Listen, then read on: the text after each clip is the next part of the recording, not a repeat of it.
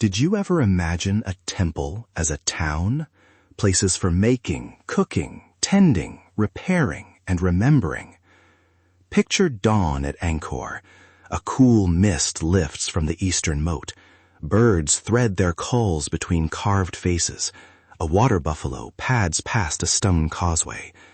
The air smells faintly of wood smoke and wet earth. In that hush, who is arranging the morning offerings? Who polishes the lintel before the sun softens the stone? Who keeps the gardens alive? This episode asks that question. Who were the everyday people who made Angkor Wat a living cultural landscape? Welcome to Ancient Echoes, where we dive deep into the heart of Cambodian culture and history. I'm your host, Samnang Bradley, and joining me is my co-host, Rachana Soul.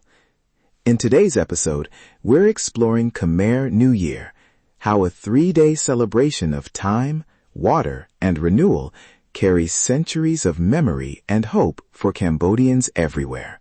We'll walk through its origins, the way families prepare and celebrate, and what these rituals reveal about how Cambodians understand community, change, and starting again.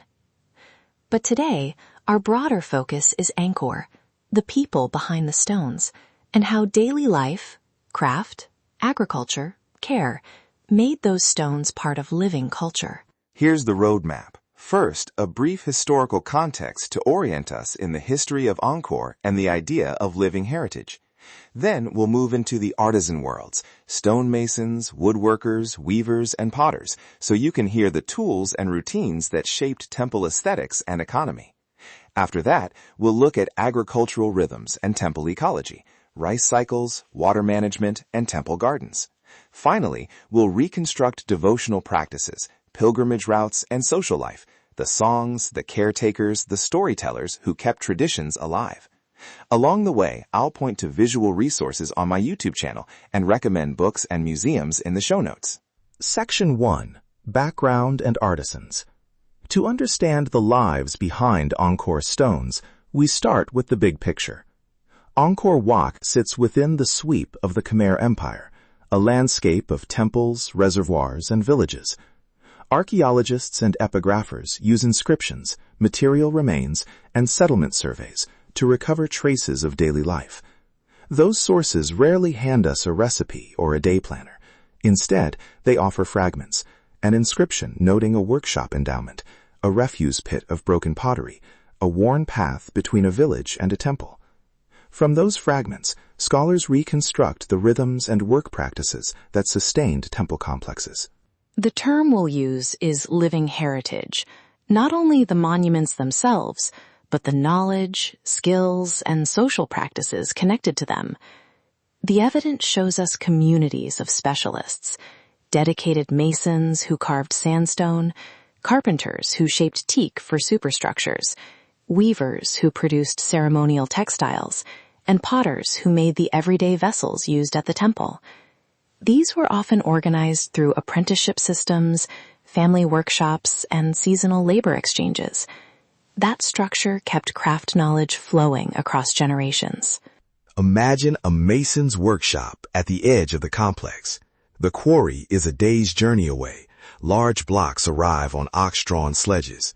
A master carver lays out a composition. Garlands, apsara dancers, celestial nymphs, and junior artisans chip away, smoothing the rough. Tools included chisels of varying widths, mallets, abrasive sand for polishing. The traces remain in unfinished blocks and discarded fragments, a nose never finished, the ghost of a pattern left in softer stone. These physical traces tell us about skill levels, divisions of labor, and changing styles across decades. Let's unpack that. Apprenticeship is central.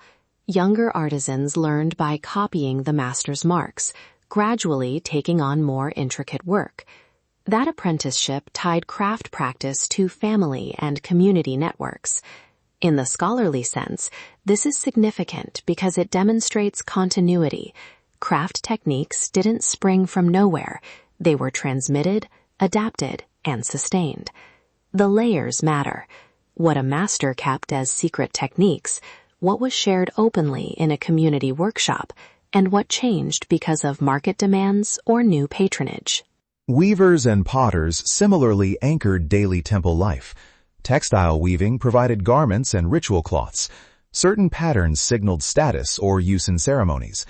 Pottery workshops produced storage jars, cooking vessels, and small censers used in offerings. Archaeological deposits around temple precincts include kiln debris and loom weights, small persistent hints of households tied closely to temple economies.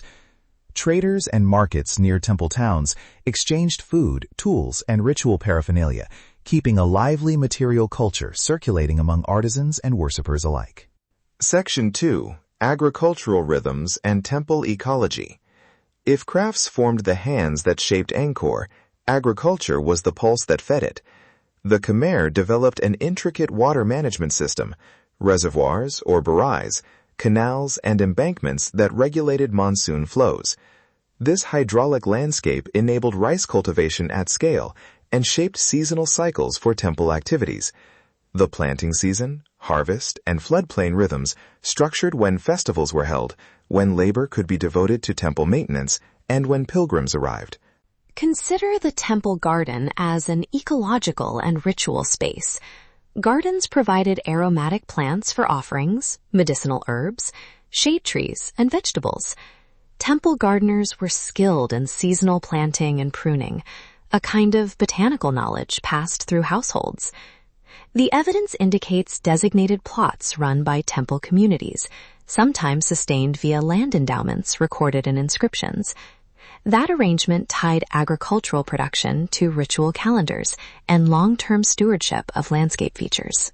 Water management also required continuous labor, dredging canals, repairing embankments, and moving silt. Those tasks were community efforts, often organized around mutual obligations between villages and temple institutions. When heavy monsoon flows shifted channels, people mobilized to repair causeways and protect rice fields, activities that bound communities to the temple site, not just spiritually, but physically and economically. The result was an intimate knowledge of local ecology, encoded in practice: when to harvest, how to rotate crops, how to store seed for lean months. Section 3. Devotional Practices, Pilgrimage, and Social Life. Now let's enter the spaces of daily devotion and social exchange. We can reconstruct routines: morning cleaning and sweeping of thresholds, preparing simple offerings of rice or flowers, and musical timekeepers who played for communal gatherings. Caretakers, often temple staff attached to particular shrines, kept records, tended images, and coordinated festival logistics. Pilgrims moved along established routes, sometimes carrying food and gifts, often stopping at way shrines maintained by roadside caretakers. The deeper story is how these practices sustained social memory. Storytellers and musicians, performers who recited epic tales and local histories, connected people to place. Their repertoires included origin stories of villages, explanations of carved motifs, and seasonal songs that signaled planting or harvest. In everyday terms, music marked time and memory, and oral tradition kept craft knowledge and ritual practice alive between formal texts. Maintenance is a ritual in itself. Repairing a frieze, replacing a thatched roof, repainting a shrine, these acts affirmed continuity. They were opportunities for collective care and for younger generations to learn through participation. That's where the living heritage persists, not only in preserved stones, but in the ongoing acts of tending, teaching, and communal labor that give those stones meaning. Recap and practical resources. To summarize, Angkor Wat's grandeur rested on countless ordinary practices: artisanal skill, agricultural labor, ecological knowledge, caretaking, and storytelling. These layers shaped Khmer architectural styles and the cultural significance of Angkor Wat across centuries. If you want to learn more, check the show notes for recommended books on Cambodian history and craft, museum links that display Angkor-era artifacts, and a curated playlist of visuals on my YouTube channel that illustrate workshops, waterworks, and textiles.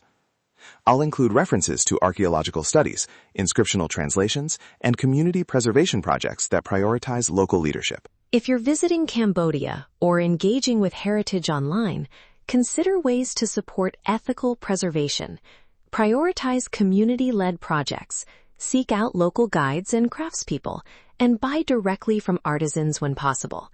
The pattern shows us that honoring living heritage means investing in people and knowledge systems, not only in monuments. CTA, if this episode resonated, please follow Ancient Echoes on your favorite podcast app and subscribe to my YouTube channel for visual journeys through Angkor's workshops and waterworks. Share this episode with someone curious about Cambodian history and connect with us on social media. We love hearing your reflections and stories. Let's unlock the echoes of history together. Gentle outro music fades in softly. That brings us to the end of this episode of Ancient Echoes. We hope these stories helped you see Cambodian history and culture in a deeper, more human way. The echoes of the past live on in people's voices, memories, and everyday lives. Thank you for listening and for making space for these stories. If this episode resonated with you, please follow Ancient Echoes on your favorite podcast app and share it with someone who might appreciate these conversations. You can also connect with us and share your own stories or questions at our social handles. We'd love to hear how these echoes sound in your life. Until next time, thank you for listening to Ancient Echoes. Let's unlock the echoes of history together.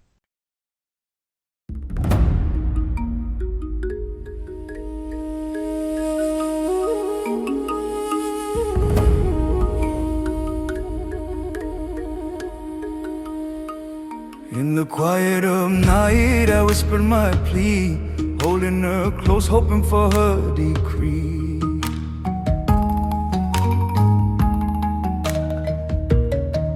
I called upon spirits, asked them to guide, to take her heart and lead her by my side. So I drew her near, traced her brow so fair, on my sight this way.